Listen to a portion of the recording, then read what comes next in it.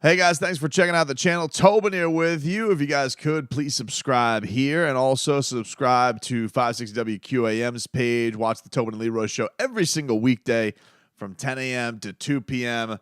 Eric Reed, the legendary voice, joined us today and had some great stuff on the NBA Finals. I recommend you guys checking that on out. Very excited to be boots on the ground tomorrow. I was not able to be at Media Day today, although it looked like a hoot. Looked like a hoot with Jimmy Butler mooning Bam Adebayo from the side of the podium. Hilarious. Heat do have a very loose demeanor about them, and I do think that's been one of the things that has been fantastic about them this entire run. No matter what the situation has been, they've been able to. We obviously know the intensity that they play with, and Spo was talking about this a little bit today about that edge of, intensity to, playing with a looseness, a funness to them.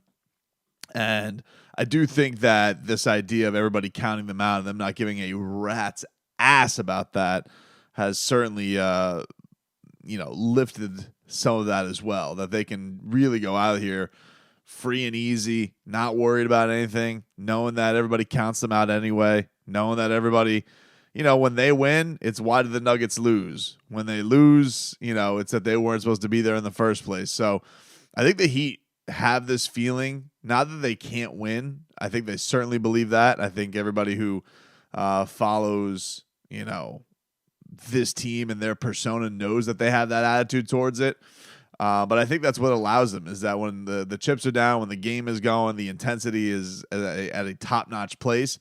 But when it's kind of off to the side, the free and easiness of everything, I think has been pretty palpable and been a very cool thing to see. But I wasn't able to go down there for Media Day today, but I did go down. I was very excited. I got the NBA Finals credentialed on up, so I'm excited to be boots on the ground for Wednesday night and the NBA Finals home games down here as the series swings to Miami. And it was pointed out by many journalists today, going to be the first Finals game in Miami since 2014, so nearly 10 years, because, of course, we had the bubble years, and nobody was able to go. It was in Orlando, and very excited, man. Listen, that place, there's nothing like it, and I'll actually give a shout-out. I saw a quote from Aaron Gordon today where he said he thought it was a top 5 atmosphere in the league. I really do think it gets underrated. I think that the Heat's arena is a party. I think that, think what you want about the passion or the diehardness of Miami Heat fans. There's Miami Heat chants everywhere you go. I'll watch every road game and I'll hear "Let's Go Heat" chants. When Dwyane Wade was in his final season, the dude was getting serenaded like an absolute megastar. It's a national team, man. I mean, they've been in the national spotlight. They've been one of the best organizations out there. While the national media may want to go out there and, give it to Boston or give it to LA and all that stuff. By the way, the ratings, game 2s, exactly the same for Boston, Golden State, maybe the two quote unquote prestige franchises in the NBA, Denver and Miami, same numbers. So do with that what you will. But for everybody thinking this was going to be a catastrophic ratings, it has not been. It has not been. And in fact, the Heat ratings back in the bubble years, where the sports ratings were just in the toilet, that had the Lakers attached to it and LeBron attached to it, and it wasn't as good as what they're doing now. Understand there are different parts of the year, but comparing it to last year, even Steven. But who gives a rat's ass about ratings, right? I wanted to get to this, a couple of things. One, Tyler Herro and his status remains kind of up in the air right now.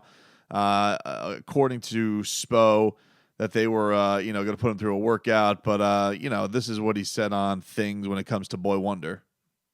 Yeah, I don't want to be Nostradamus right now. We're taking it one day at a time. And I know that sounds like a cliche. He did the practice with the group. He's going to do a full contact, workout after this. We'll evaluate that. We'll meet, with the training staff later on today and probably tomorrow, and we'll just continue this process. He has not been cleared yet, and so that's where we are. But we're encouraged by the work that he's been doing. And I believe as the injury report came out for tonight, he's still officially listed as out, which of course is not something that's concrete. I will also say the Heat are uber secretive about it. Injuries, they do like to keep things close to the vest. I think the fact that actually Tyler Herro was on the record with reporters is kind of an oddity because one, injured players don't speak a lot, so the fact that that was revealed was kind of a rarity. I don't know if that was, and I don't really know where the gamesmanship lies there. I don't know if this national stuff was out there to get a thought in the Nuggets' head that Tyler could return. I don't know if it's true. Maybe they just don't know yet. Because Michael Malone, I remember him saying on the first media day that he thought Tyler Herro was going to come back at some point in the series, and maybe he still will. We don't know is the big point. But I do think that it went from like super optimistic to now there's some more pessimism on the other side, not only from seeming like it's delayed, but also you're hearing the idea that he's dealing with soreness, the idea that he is, that he's worried he may have some concerns about rocking the boat with chemistry and things like that. Which I don't want Tyler to have those feelings, but I mean, they are human feelings to have, but I would like his ideas I could come back and, give something, whatever that is, because maybe he can, maybe he can be an influence on the series. I don't know.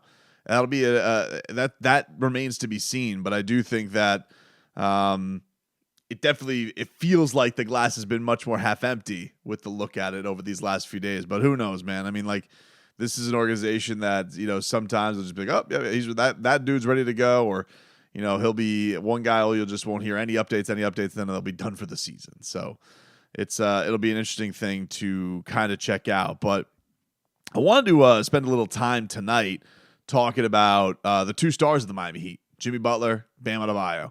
These two guys are awesome. They have been to 2 NBA finals together. They've been to 3 Eastern Conference finals together. And, I saw today, some Yahoo Craig Carton, who is a former WFAN host. I think he actually is a current WFAN host, but he has actually Tim Hardaway on his show. So I see his clips a lot on my Twitter timeline. I love Tim Hardaway. And he was saying that, the Miami Heat, they would be the worst team to ever win a championship. And that, they have 1.5 good players, Bam Adebayo not even really being considered a star, which is kind of crazy. I mean, the guy's a multiple-time All-Star. And, Jimmy Butler, I think the thing that's been fascinating has been everybody talking about this fall-off that Jimmy Butler has had in these playoffs, which I guess in terms of scoring was going to be natural. The guy was scoring like 35 points a game. I mean, it was an insane rate. And when you come from the pinnacle of, hey, you're going to put up a 56-point game, one of the great playoff games of all time against, I want everybody to remember this, the number 1 seed in the tournament and the title favorite. So don't just look at it like he did it in a first-round series. The guy did it against, on paper, the betting favorite to be here in the finals and to win the damn thing. He was putting 56 points on their head. But now it's like, every one of these performances, if Jimmy Butler doesn't give you 40, it's a bad performance, which is kind of weird. Jimmy was asked about this today, about the idea about how he thinks he's playing through these first few games, and this is what Jimmy Buckets had to say. I think I've done great. I think I've done what I've needed to do to get us to 1-1. I hope it was 2-0 in our favor. It is not. I don't pay attention to stats. I'm not going to lie. I've said that all along. As long as we win, everybody's playing great. If we lose, and I hope we don't do that too often, everybody can blame me for whatever reason. I'm not worried about it, but nobody can blame anybody for anything whenever we win. So that's all that we focus on. I just think it's fantastic how it's like, we're going into this thing. And it's like, well, what do you base these things off of? I don't base them off of scoring or playoff Jimmy. I don't base my things off of that. I base this off of the idea of, hey, I'm trying to get victories. And this was Jimmy a little bit more on, I don't press to score, I press to win. No, I'm not a scorer. Like, just because I score a lot of points one game, that doesn't make you a scorer. I'm not a volume shooter. I don't do any of that. I don't press to score. I only press to win. So if I pass the ball every possession, if we win, I don't care. If I shoot the ball every possession and we win, I don't care. This playoff Jimmy narrative is not a thing. I just want to win along with everybody else, so I don't worry about too much other things except for winning.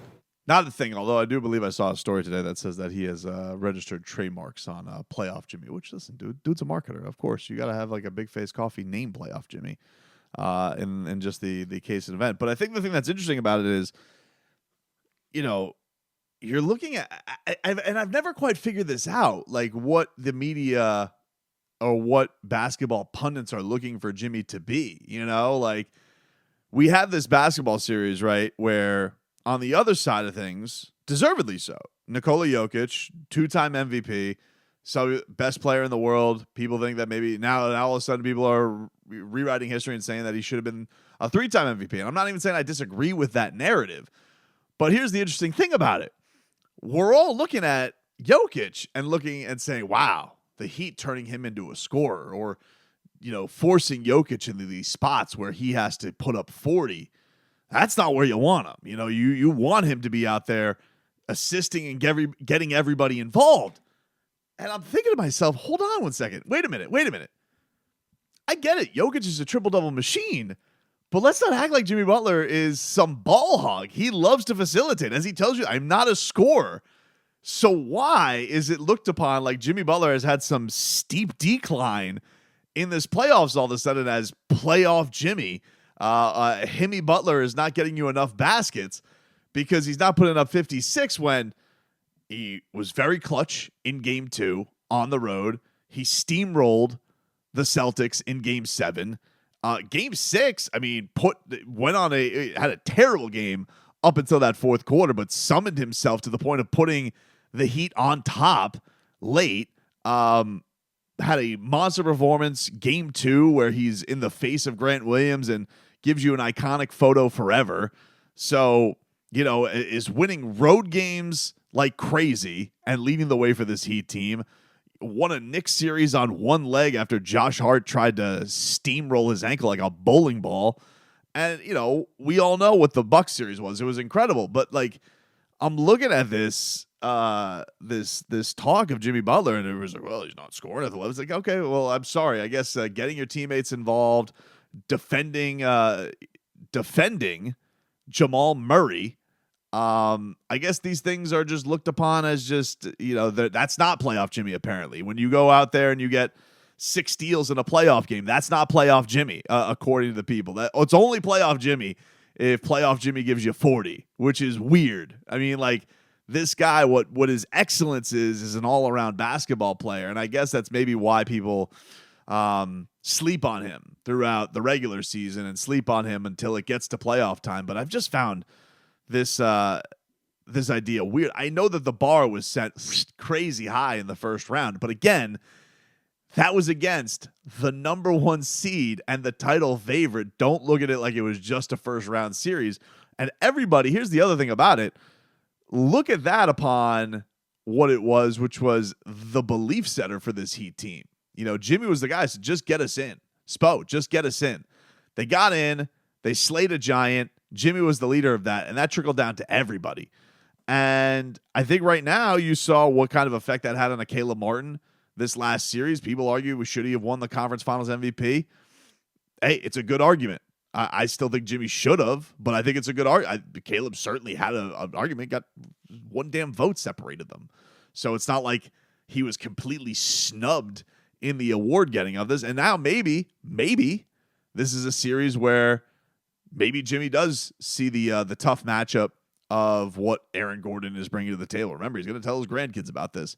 But also, he may look to his side and say, hey, Bam, right now, they're going to go willy-nilly on you. And they're going to let you do what you do. Go get these buckets. And he was even saying this today where he thinks that Bam's going to be the reason they win it all. Bam's been playing incredibly well this entire playoffs. For sure this series. And this one, he got, like, the toughest matchup by far on the defensive side of the ball. And he plays with so much energy. He never takes a possession or a playoff. So you got to really respect him for that. And then on the offensive end, he's doing everything for us. So we need him to continually be that. He has been that for us all year long. And like I said, he's going to be the reason why we win the championship.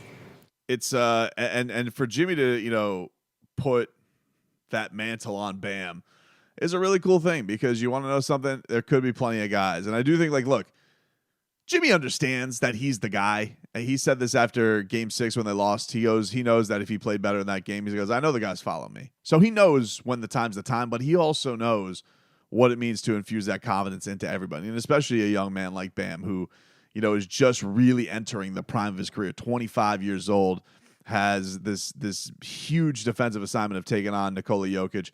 Everybody thinks he has no shot in hell. Nobody thinks that he can match him punch for punch.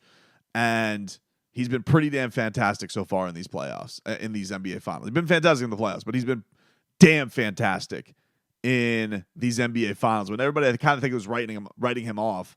And you look, the defensive plays that he's made, yes, Jokic is impossible to stop. He's impossible to stop. He's just too good, but not getting a foul trouble, coming up with those key buckets at times. I mean, one time, blocked Jokic and went right back to him and then puts it in. Like, the guy's had his wins too. And then on top of that is just, been really, really good offensively. Been a dynamite facilitator. And, for Jimmy to put that mantle on him, I thought was pretty awesome. Was pretty awesome to get that. And I loved, this was Goosey's galore. Oh, this was Goosey's galore. Goosey's. Bam and Jimmy were asked about the best advice that they got in a finals, and this was Bam's answer. I think it was in the bubble. D Wade called UD on FaceTime, and I was in the room, obviously, and he was like, hey, man, let me talk to the young fella. He said the biggest thing about the finals is really embrace and cherish the moment, because they do not come around often. It's not one of those things where you can be like, all right, I'm going to just get here next year, because it's not that easy. Teams change, players change, coaches change. So really embrace that moment. Goosies. I love that so much. Okay, I've dwelled on this too much. But Jimmy also was talking about the advice that D-Wade has given him at these moments, and here was Jimmy Buckets. It's always D-Wade just telling me to be myself and be who I am, create my own story, and go out there and compete and do what you love to do, and that's win. He's been in my corner for a very long time now. I'm very grateful. He is a huge reason why I'm here. I don't like to be compared to that guy, but the one thing that I do want to be like him is a champion. So that's what I got to go do. Oh man, I gotta take a break, dude. The Goosey's overload is crazy, and that's Goosey's galore, man. I mean, come on, D-Wade, you're the best. D-Wade, thank you, D-Wade. You are the best. Thank you. Okay, that's a video.